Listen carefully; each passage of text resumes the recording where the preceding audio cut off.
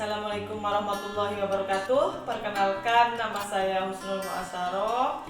Saya mahasiswa PPG dalam jabatan Angkatan 2 Universitas Swadaya Gunung Jati Cirebon, Pendidikan Ekonomi.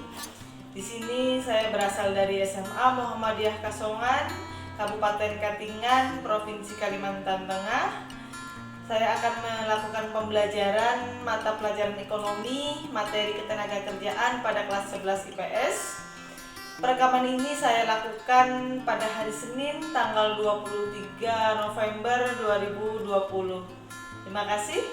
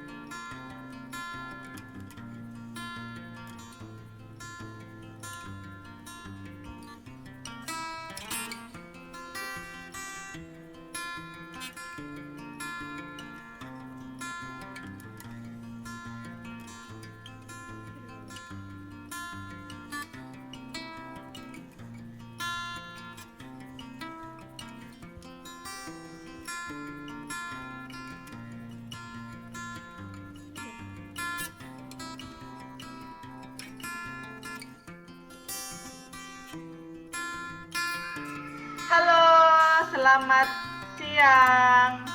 Assalamualaikum warahmatullahi wabarakatuh.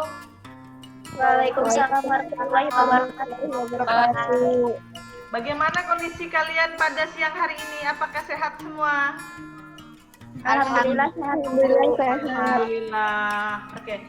Sebelum Ibu masuk kegiatan pembelajaran, Ibu mau mengecek dulu nih kehadiran kalian pada siang hari ini. Kalau Ibu lihat, hari ini ada 15 yang hadir. Alhamdulillah, itu artinya semua siswa hadir. Nah, Ibu akan membuat peraturan pembelajaran. Peraturan yang pertama, kamera di-on-kan semua yang sinyalnya bagus. Kalau sinyalnya memang tidak bagus, boleh dimatikan. Yang kedua, untuk suara mikrofonnya dimatikan. Nanti kalau kalian mau berbicara atau ada yang mau disampaikan, boleh di-on-kan. Ya, kita bergantian berbicaranya ya. Oke. Sepakat nggak dengan peraturan pembelajaran kita pada siang hari ini? Iya, sepakat. Sepakat. Oke, alhamdulillah kalau sepakat. Nah, sekarang kita akan berdoa terlebih dahulu agar apa yang kita lakukan pada siang hari ini bisa bermanfaat untuk kita semua. Ibu minta tolong ketua kelasnya dipimpin doa.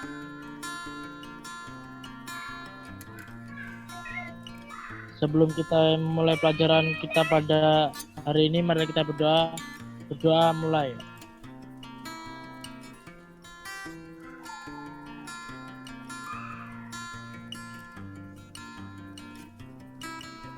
Berdoa selesai. Terima kasih. Ibu sekarang ini kan lagi musim pandemi COVID-19. Ibu harapkan kalian bisa atau pandai-pandai menjaga kesehatan. Apabila memang harus keluar rumah, jangan lupa menggunakan masker, rajin cuci tangan dan jaga kesehatan. Agar pada saat mengikuti kegiatan pembelajaran, kalian semangat karena kalian sehat ya. Anak-anakku sekalian, Ibu akan menyampaikan garis besar kegiatan pembelajaran kita pada hari ini. Nah, kegiatan pembelajaran kita pada hari ini di kegiatan pendahuluan, nanti kalian akan mengerjakan soal pretest. Soal pretestnya kalian kerjakan di Google Formulir.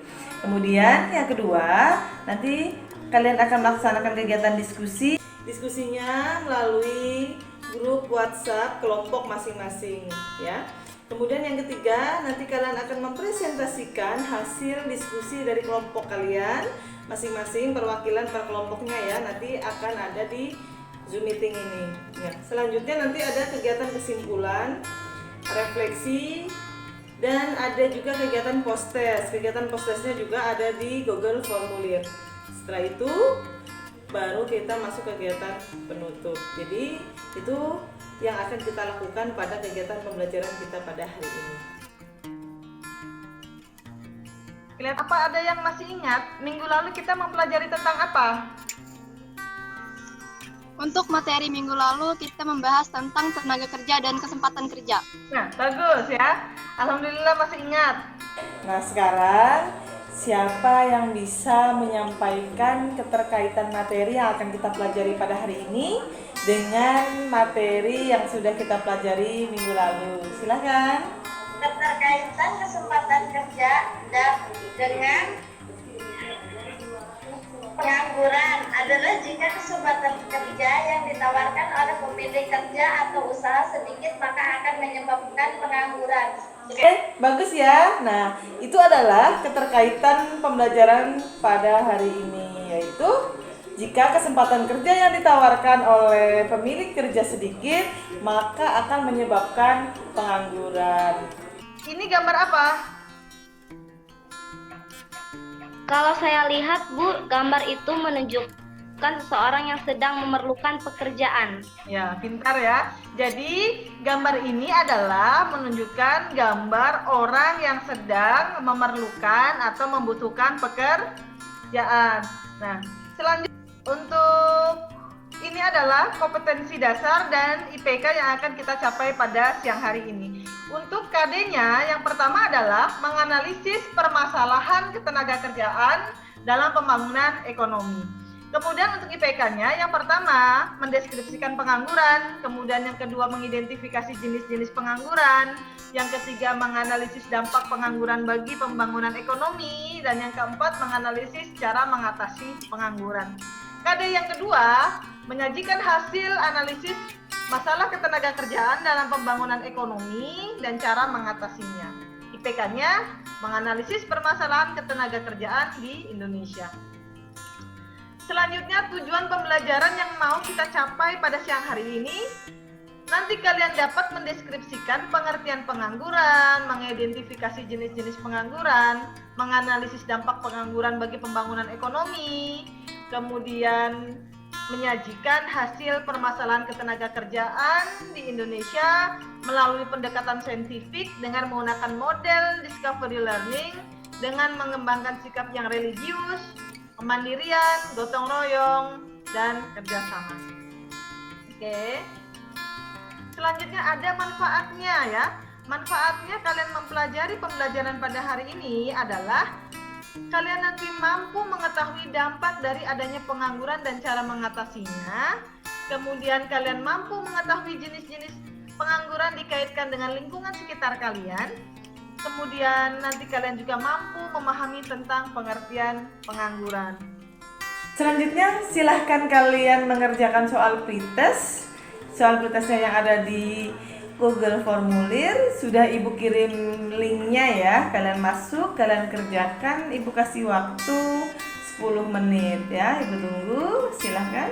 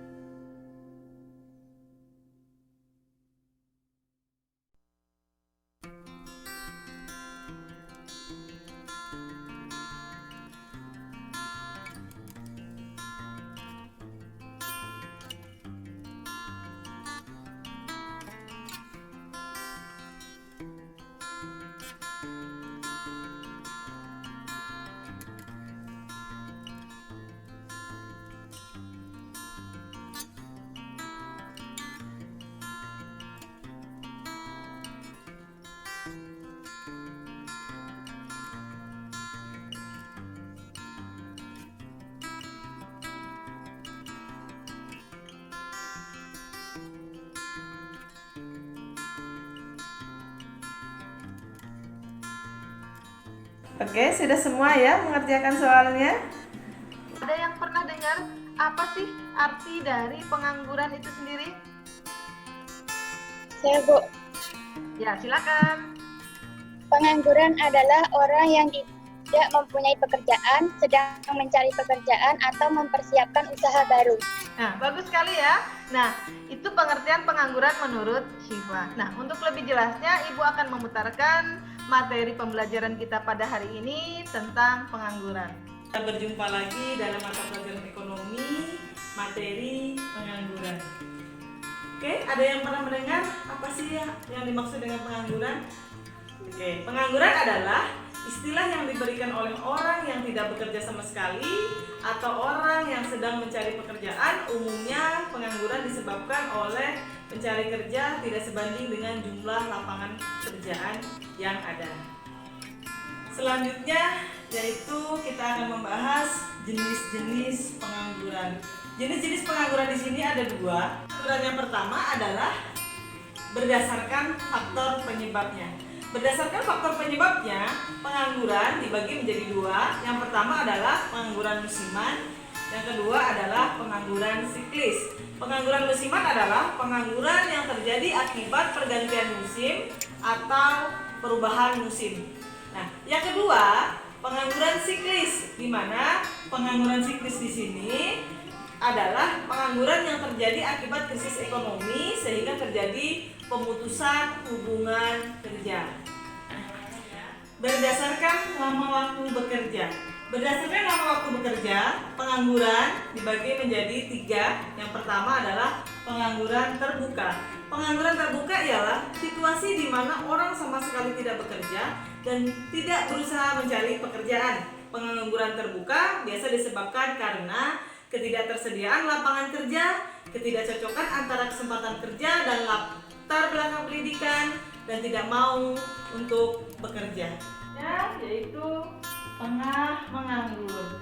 Tengah menganggur ialah situasi di mana orang bekerja tetapi tidak tenaganya kurang termanfaatkan diukur dari jumlah jam kerja, produktivitas kerja, dan penghasilan yang diperoleh.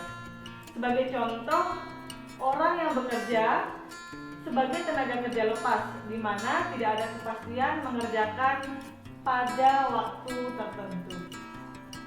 Yang ketiga adalah pengangguran terselubung.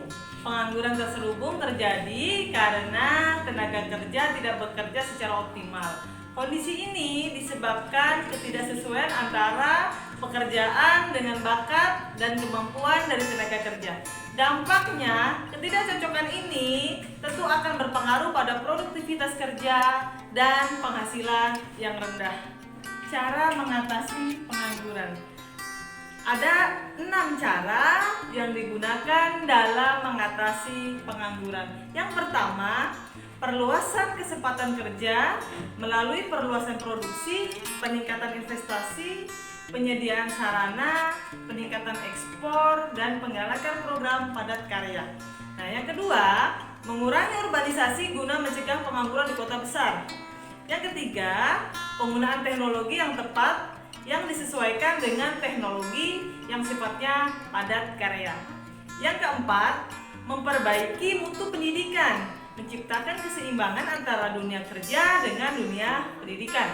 Yang kelima, pengendalian laju penduduk. Ya, di sini dilihat dari pertumbuhannya melalui program KB. Yang keenam, penyediaan informasi tentang kebutuhan tenaga kerja melalui kerjasama dengan perusahaan, pemerintah, dan masyarakat. Dampak dari pengangguran terhadap pembangunan ekonomi dan bagaimana cara mengatasinya. Dampak yang paling terasa akibat banyaknya pengangguran terhadap pembangunan ekonomi adalah adanya hambatan dan proses menaikkan pendapatan total dan pendapatan per kapita penduduk dalam struktur ekonomi suatu negara, sehingga pemerataan pendapatan bagi seluruh penduduk akan sulit tercapai.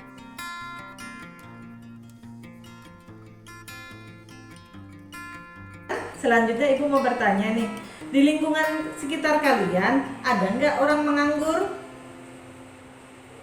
Banyak, Bu. Oh banyak, oke. Nah, kalau kalian lihat mereka tuh menganggur, masuk ke dalam kategori atau penggolongan pengangguran apa? Silahkan, mau ada yang sharing mungkin?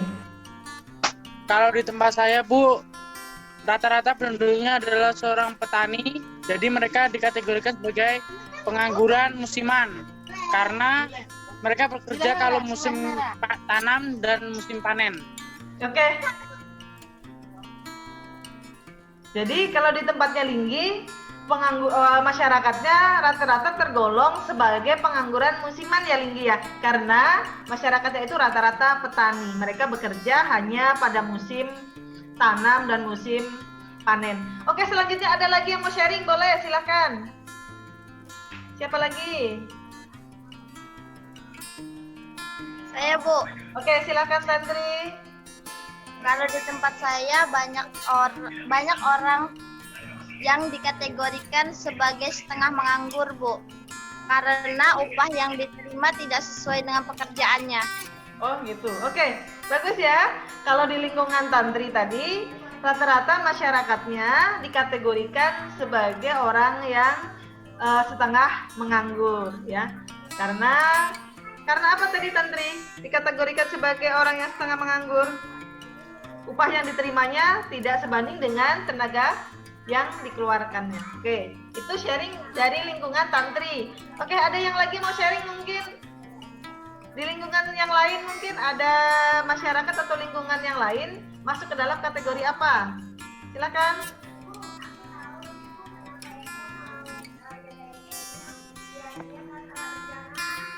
Oke, sudah semua ya. Nah, selanjutnya Ibu di sini akan membagi kelompok diskusi.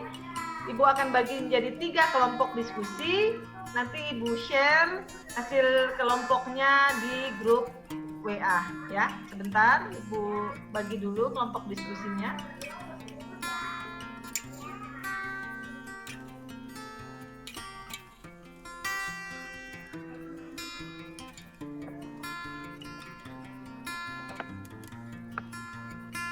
Kita pada hari ini. Kalian perhatikan ya. Jalan Arus Indonesia sama-sama merayakan kelulusan lewat cara yang tak pernah terbayangkan, yaitu upacara wisuda online. Universitas 11 Maret Surakarta menggelar wisuda secara daring atau online. Dan kini setelah lulus, mereka semua menghadapi ketakutan yang sama-sama takut jadi pengangguran. Inilah dampak tak terhindarkan dari pandemi COVID-19 terhadap ekonomi. Selain membuat UMKM bertumbangan, pertumbuhan ekonomi melambat, wabah ini juga membuat jutaan orang kehilangan pekerjaan. Menurut Bapak... Sebentar Ibu ulang dulu. Kayaknya ada yang salah. Oke, perhatikan ya. Ribuan sarjana Arus Indonesia sama-sama merayakan kelulusan lewat cara yang tak pernah terbayangkan, yaitu upacara wisuda online. Universitas 11 Maret Surakarta menggelar wisuda secara daring atau online. Dan kini setelah lulus, mereka semua menghadapi ketakutan yang sama-sama takut jadi pengangguran. Inilah dampak tak terhindarkan dari pandemi COVID-19 terhadap ekonomi. Selain membuat UMKM bertumbangan, pertumbuhan ekonomi melambat, wabah ini juga membuat jutaan orang kehilangan pekerjaan. Menurut Bappenas, angka pengangguran di Indonesia telah mencapai rekor tertinggi dalam 10 tahun terakhir. Tidak main-main, angkanya meningkat hingga 9,2% atau hampir 13 juta orang. Padahal sebelum pandemi COVID-19 pun, data ILO tahun 2019 mencatat pengangguran muda Indonesia ada di angka 17,04%. Kita salah satu yang tertinggi di Asia Tenggara. Lalu bagaimana COVID-19 ini meningkatkan jumlah pengangguran muda di Indonesia?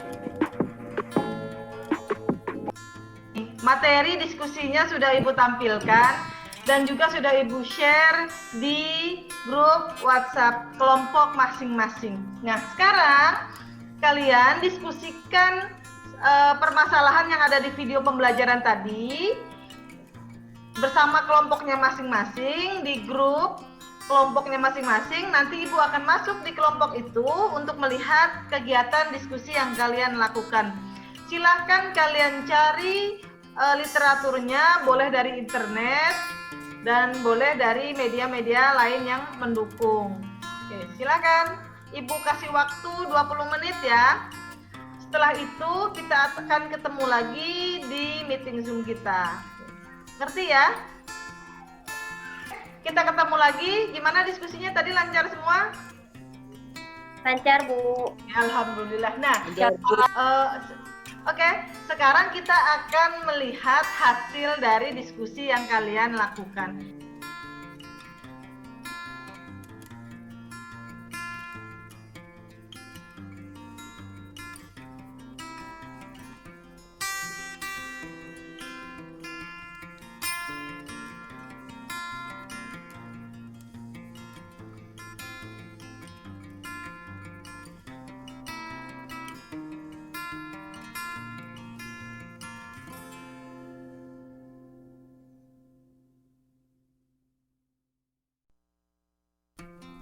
masing-masing kelompok nanti akan mempresentasikan hasil diskusi per kelompoknya, ya.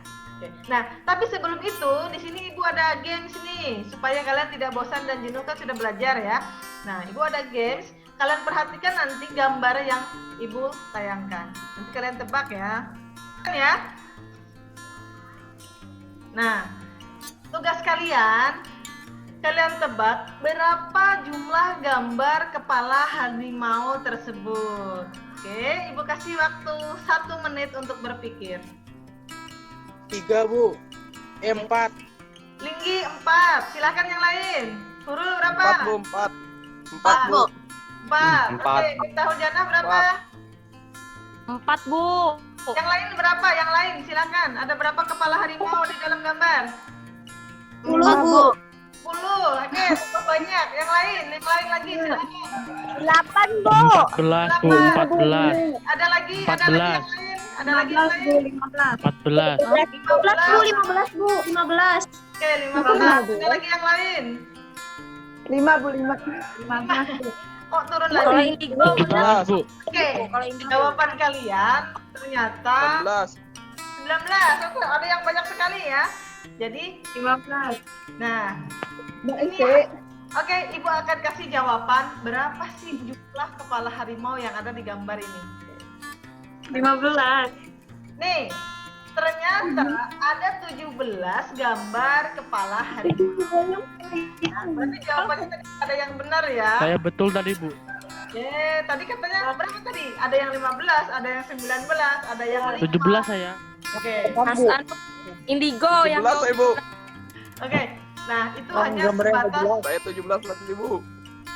Nah, itu tadi hanya sebatas penyegaran supaya kalian lebih bersemangat melanjutkan pembelajaran kita. Oke. Selanjutnya, silakan perwakilan kelompok untuk mempresentasikan hasil diskusinya. Dimulai dari kelompok 1. Monggo silakan, siapa yang mewakilinya? Oke, Siva, monggo silakan. Pengertian pengangguran adalah orang yang tidak bekerja, sedang mencari pekerjaan, atau sedang mempersiapkan usaha baru. Dampak yang terjadi akibat adanya COVID-19 terhadap tenaga kerja yaitu terhambatnya aktivitas perekonomian secara otomatis membuat pelaku usaha melakukan efisiensi untuk menekan kerugian. Akibatnya, banyak pekerja yang dirumahkan atau bahkan diberhentikan (PHK). Banyak orang yang terkena PHK sehingga banyak pengangguran yang bertambah, khususnya di kabupaten kita yaitu Katingan. Oke, bagus ya. Bagus sekali. Itu tadi hasil dari kelompok 1. Bagus ya. Siva jelas sekali juga mempresentasikannya. Oke, dari kelompok lain mungkin ada tanggapan, boleh silakan menanggapi hasil dari diskusi kelompok 1, silakan. Pertanyaan untuk kelompok 1, apa yang dilakukan oleh pemerintah dalam mengatasi permasalahan tersebut? Nah, itu pertanyaan dari Miftah kelompok 3 ya Miftah ya. Oke, silakan Siva. Iya. Yang dilakukan pemerintah dalam mengatasi permasalahan tersebut yaitu dengan adanya PHK di musim pandemi, pemerintah menyiapkan program bagi pekerja yang dirumahkan atau mengalami PHK melalui Kartu Prakerja. Kartu Prakerja ditunjukkan untuk memberi pelatihan vokasi dengan rangka meningkatkan kompetensi dan dalam rangka menghadapi COVID-19. Skema Kartu Prakerja diubah dari pelatihan menjadi insentif dalam bentuk social security atau jaring pengaman sosial. Bagus ya jawabannya ya. Itu tadi jawaban dari Syifa. Gimana Miftah, sudah jelas belum atau ada yang masih belum jelas? Sudah Bu, jelas. Oke, bagus. Nah, selanjutnya Ibu persilakan dari kelompok 2 untuk mempresentasikan hasil diskusinya. Oke, silakan Nurul. Baik Bu, di sini saya akan mempresentasikan hasil dari diskusi kelompok 2. Dampak yang ditimbulkan dari adanya COVID-19 bagi tenaga kerja adalah krisis ekonomi yang dipicu oleh pandemi COVID-19 berdampak terhadap situasi ketenagakerjaan di Indonesia. Pemberlakuan kebijakan pembatasan sosial berskala besar atau PSBB di sejumlah wilayah di Indonesia untuk meredam penyebaran virus berimplikasi pada terhentinya kegiatan baik sosial maupun ekonomi masyarakat untuk sementara waktu. Terhentinya aktivitas produksi berimplikasi pada menurunnya tingkat pertumbuhan ekonomi Indonesia dari sisi pelaku usaha. Terhentinya aktivitas produksi sangat berpengaruh terhadap arus kas perusahaan dan berimbas pada langkah dirumahkannya sebagian besar karyawan dan bahkan pada pemutusan hubungan kerja atau PHK sebagai upaya meminimalisasi biaya operasional perusahaan. Oleh sebab itu, diperlukan strategi dan kebijakan yang tepat untuk dapat menanggulangi peningkatan jumlah pengangguran serta mempercepat proses pemulihan ekonomi nasional. Bagus ya.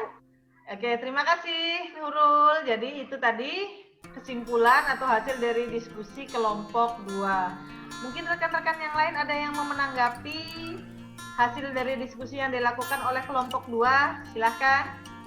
Dari kelompok lain.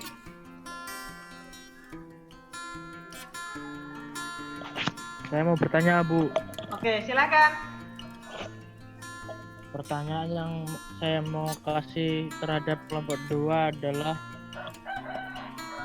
sebagai pelaku usaha apa yang harus dilakukan agar usaha tidak bangkrut pada saat musim pandemi COVID-19, Bu? Nah, oke, itu pertanyaan dari kelompok berapa? Kelompok 1 ya. Nah, silakan untuk kelompok 2 untuk menanggapi pertanyaan dari kelompok 1. Baik, saya akan menjawab pertanyaan dari kelompok 1. Usaha yang dilakukan pelaku di musim pandemi COVID-19 yaitu ada 7 poin. Yang pertama, memeriksa kondisi keuangan usaha.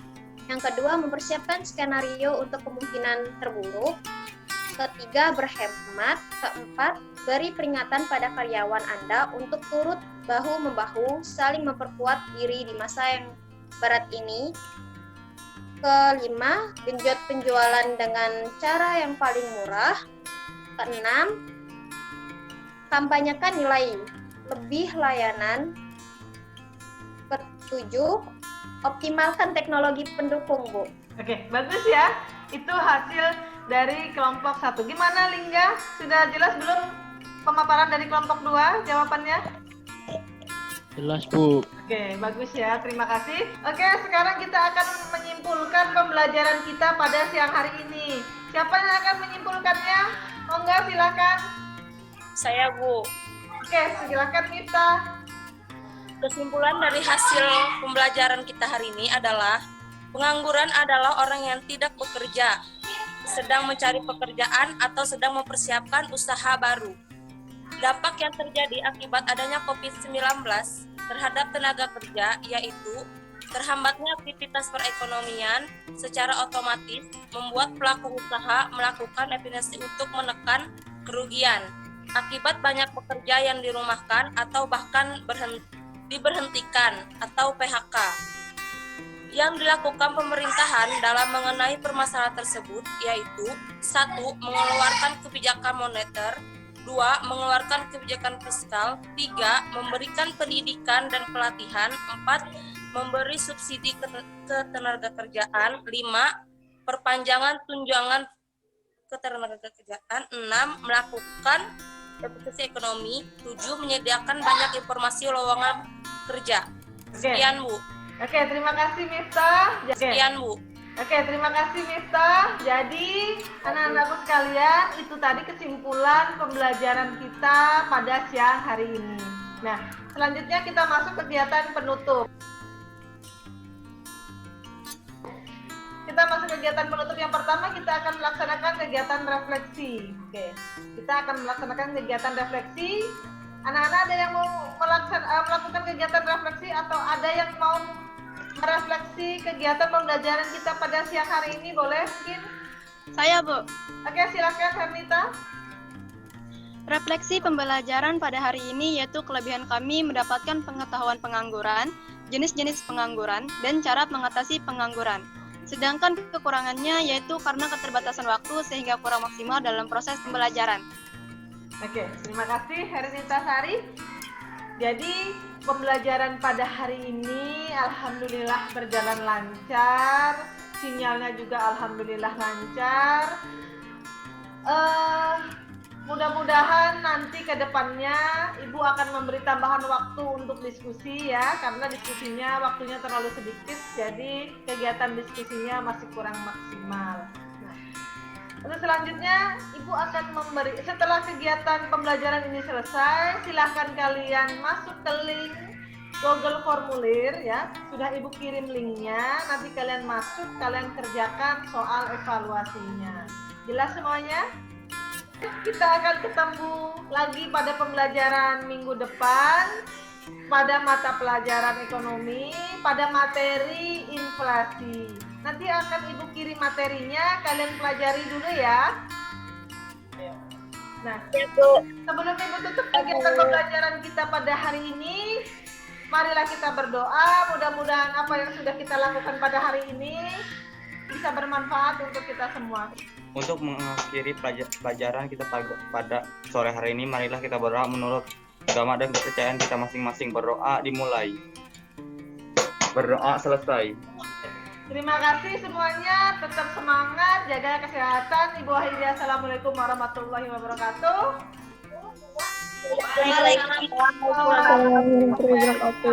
Minggu depan pada mata pelajaran inflasi. Ya, terima kasih. Ya, Bu. Ya.